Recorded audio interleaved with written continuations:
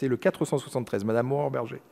Merci, Monsieur le Président, Monsieur le rapporteur, Madame et Monsieur le Ministre. Donc, je sais que cette demande est un peu baroque, surtout de ma part. C'est la première fois que je présente un amendement qui est une demande de rapport. Je n'ai pas l'habitude d'en présenter, mais nous sommes sur un texte qui est peut-être lui-même un peu baroque et qui fait que les parlementaires ont parfois peu d'accroche pour alerter sur un certain nombre de sujets qui leur paraissent particulièrement importants. Et c'est le cas ici, à nouveau sur un sujet qui touche aux artistes et en particulier aux intermittents du spectacle.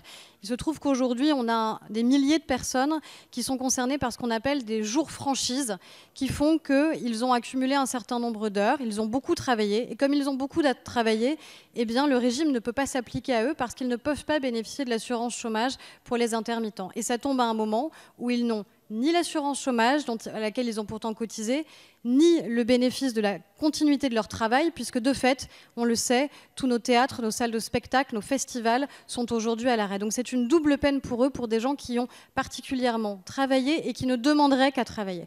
Donc c'est une demande de rapport pour alerter très clairement sur cette situation qui est connue du gouvernement et sur laquelle il s'est engagé vis-à-vis des artistes, vis-à-vis des intermittents. Je crois que c'est un signal qui serait important que nous pourrions ensemble envoyer. Je sais que nombreux sont les co-signataires ici dans cet hémicycle. Donc voilà, un peu baroque peut-être, mais une situation qui est importante pour des milliers d'artistes dans notre pays.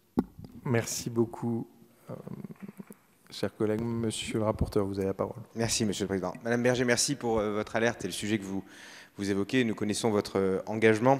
Je vais néanmoins avoir une position de cohérence vis-à-vis de toutes les demandes de rapport qui ont eu lieu sur ce texte. Je ne suis pas convaincu que ce soit le meilleur vecteur, parce que c'est un texte d'urgence, avec des dates d'application qui sont limitées, et très probablement que vous recevrez la réponse de votre rapport d'ici 6 mois, 9 mois, 1 an, c'est-à-dire de façon assez tardive par rapport à l'urgence de la situation.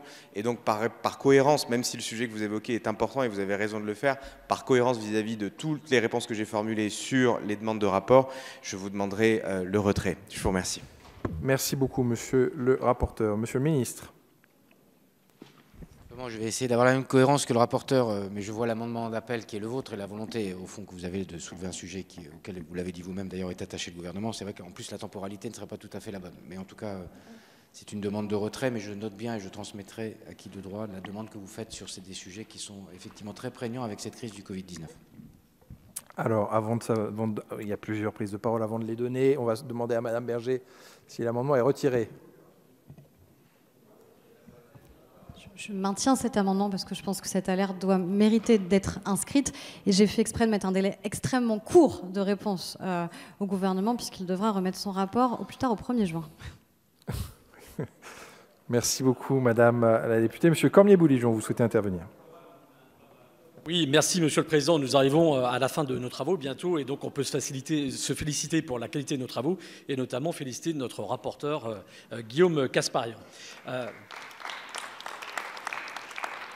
J'ai co-signé cet amendement de ma collègue Aurore Berger avec beaucoup de collègues et notamment de la Commission des affaires culturelles parce que ce sujet est important. Moi, je connais bien ce sujet parce que je suis d'une circonscription qui est celle qui a vu la création de la première maison de la culture par André Malraux, celle où se tient le Printemps de Bourges chaque année depuis 1977, celle où se situent de nombreux équipements culturels comme l'École nationale des beaux-arts ou encore le Centre contemporain d'art, le Transpalette. Cette crise sanitaire les impacte tous très fortement. Pas de Printemps de Bourges en 2020 pour la première fois depuis 1977. La Maison de la Culture fermée.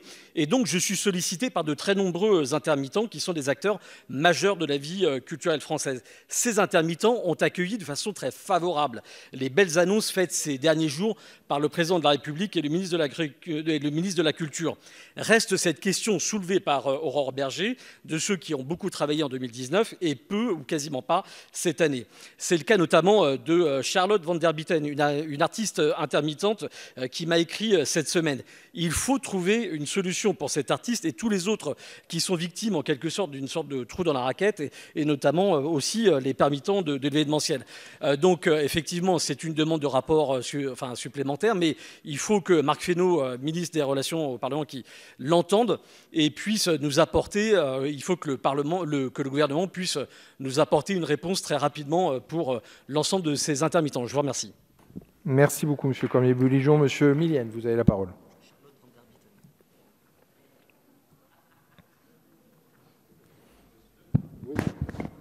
Merci, Monsieur le Président. Monsieur le Ministre, je soutiens l'amendement de ma collègue Aurore Bergé et les raisons qui ont été données par mon collègue juste à l'instant sont de très très bonnes raisons. Vous n'êtes pas sans savoir que ce milieu des intermittents, je l'ai fréquenté puisque je l'ai moi-même été, et que la crise que nous traversons aujourd'hui les impacte non seulement très durement, mais aussi assez durablement.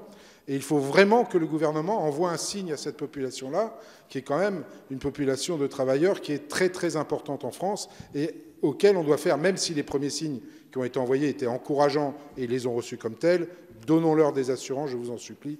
Donc moi non plus, je ne suis pas favorable au rapport, mais celui-là mérite qu'on s'y attache. Merci beaucoup. Monsieur Lambert, vous souhaitez intervenir? Merci. Je regardais si c'était bien de ce côté-là que vous appeliez. Tout d'abord, une remarque, monsieur le rapporteur, monsieur le ministre. Tout à l'heure, je n'ai pas eu un retour sur la présentation d'un rapport qui parlait d'hommes et de femmes qui sont dans des situations extrêmement difficiles. Vous pouvez estimer que ça n'a pas lieu d'être débattu ici, mais vous n'avez pas pris le temps et vous répondez à la majorité, à Aurore Bergé, sur un autre rapport de personnes qui sont aussi dans des difficultés, les intermittents du spectacle notamment. Donc permettez-moi de vous le faire savoir que je pense que nous devons être attentifs à garder un équilibre suivant les populations dans la situation dans laquelle elles sont. Et il ne peut pas y avoir un sentiment. Je sais que ce n'est pas du tout ce que vous portez. Et, cher Marc, monsieur le ministre, nous avons des relations en direct privilégiées sur lesquelles je sais ce que votre approche sur le sujet, notamment des personnes sans papier. Mais il y a aussi la nécessité de pouvoir l'exprimer dans l'hémicycle et ne pas laisser le sentiment que les intermittents du spectacle seraient plus importants que des personnes qui se sont retrouvées dans une situation difficile du fait de papiers qui ne sont plus en règle. Ceci étant, je voterai contre à une condition, c'est qu'on y intègre la question des intermittents du spectacle qui seraient en difficulté en termes de situation régulière en France, puisqu'il y en a aussi qui ne sont pas français et qui sont peut-être sans papier. Donc si on pouvait fusionner mon rapport de tout à l'heure qui n'a pas été pris avec le vôtre, je voterai pour. Merci. Merci beaucoup, monsieur Lambert. Monsieur Dharréville, vous avez la parole. Oui, merci, Monsieur le Président. Je n'ai pas été suffisamment réactif tout à l'heure pour soutenir la demande de rapport de notre collègue François-Michel Lambert, mais nous avons ensemble signé un texte commun à son initiative sur le sujet et je veux saluer son engagement sur cette question importante. Et beaucoup de femmes et d'hommes sont dans des situations effectivement extrêmement complexes et face auxquelles il n'y a pas de réponse à la hauteur. Et il y a même une absence de réponse face à cette situation. Et nous avons donc, je crois, là un sujet majeur. Je voudrais dire un mot de la proposition de notre collègue Aurore Bergé. Moi, je vais voter cet amendement. D'abord parce que le gouvernement nous a demandé beaucoup d'efforts. Il n'y a pas de raison qu'il n'en fasse pas un petit peu. Ça, c'est la première chose. La deuxième, c'est un argument qui vaut ce qu'il vaut, mais enfin, voilà. La deuxième chose, c'est que la question des franchises dont il est question dans cet amendement est une question importante. Et plus généralement, la situation des travailleurs et travailleuses de la culture, je crois, mérite toute notre attention et notre travail. Et pour l'instant, nous n'avons rien comme annonce précise. Et donc, je crois utile d'attirer explicitement l'attention du gouvernement sur la question que vous posez. Et j'en profite pour vous dire que mon groupe a proposé un débat dans le cadre de la semaine de contrôle lundi soir sur l'avenir de l'assurance chômage, dans le cadre duquel cette question aussi pourra être évoquée. Et j'ai cru voir dans la presse qu'un certain nombre de membres de la majorité disaient qu'il fallait peut-être revenir sur un certain nombre de dispositions de cette mauvaise réforme. Donc je pense que ce débat pourrait être tout à fait intéressant. Merci, monsieur Dharréville. Nous allons maintenant procéder au vote sur cet amendement 473 qui a reçu un avis défavorable de la Commission et du gouvernement puisqu'il n'a pas été retiré. Je mets aux voix qui est pour, qui est contre. Il est adopté.